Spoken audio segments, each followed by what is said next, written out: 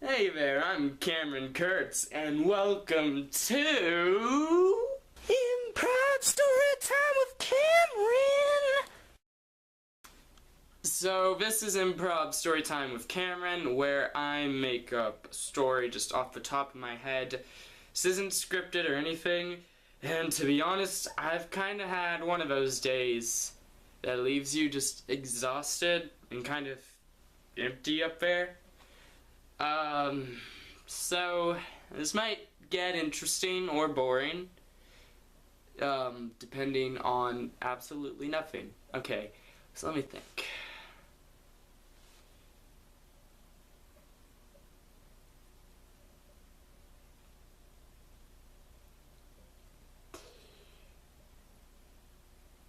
Okay, so once upon a time, in the German Alps, there was a Yeti, and this Yeti's name was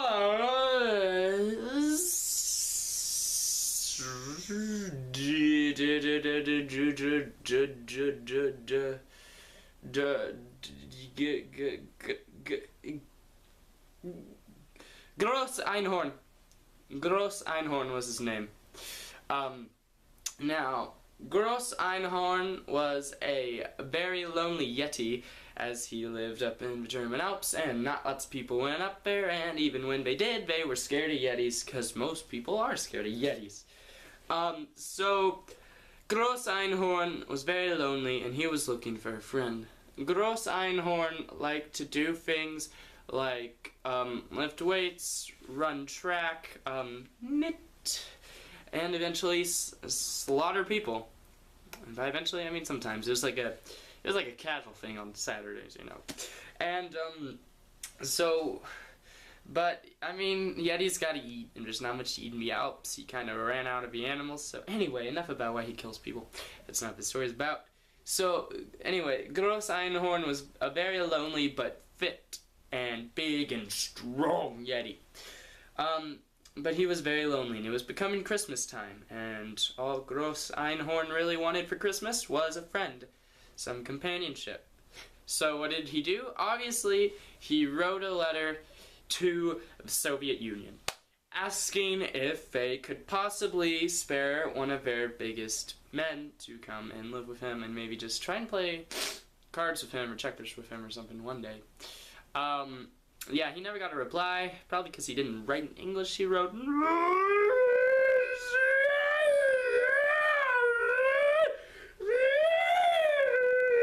Ease. That's a thing. And so he wrote this letter asking for Christmas and get a reply, blah blah. And Gross Einhorn was very, very sad. He was very, very sad. So he was very sad, and he decided that his mountainous home was just starting to depress him, so he thought he'd take a vacation. So where else would a Yeti take a vacation to other than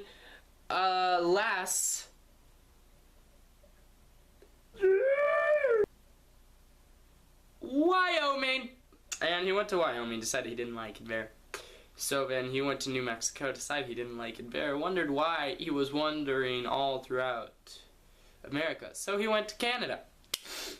And in Canada, he decided he liked a nice place over in Vancouver, and decided that he was gonna relax in Vancouver. And he relaxed in the sauna, stayed in a nice 2-star hotel, and ate people food that he was able to obtain without money, because he's a Yeti and he walks in and terrifies everyone. And he just, yeah. So, however, while he was enjoying his Christmas week, as it was only 3 days till Christmas, Gross Einhorn still felt lonely, and he felt empty, and felt this vacation wasn't completing him. So he started trying to make friends. But obviously, as a big, strong Yeti, that didn't work out so well. So,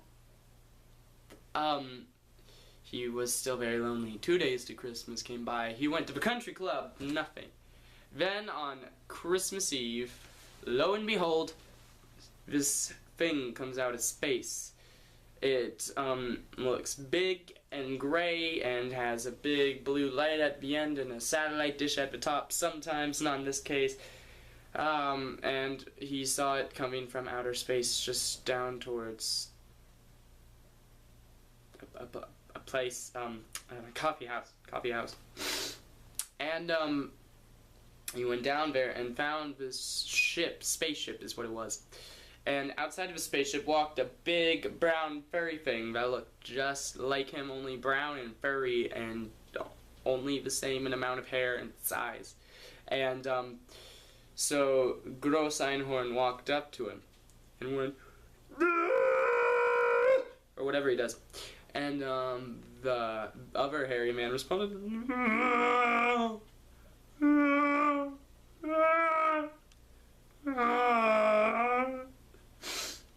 and announced his name was Chewbacca. Well, then Chewbacca and his human counterpart saw the Yeti, screamed in mortal terror, and went inside Mullenium Falcon, flew away, and the Yeti believed that that was the closest he'd ever gotten to having a real friend, because he actually got his sons out, and that made Gross Einhorn's Christmas a very, very Merry Christmas.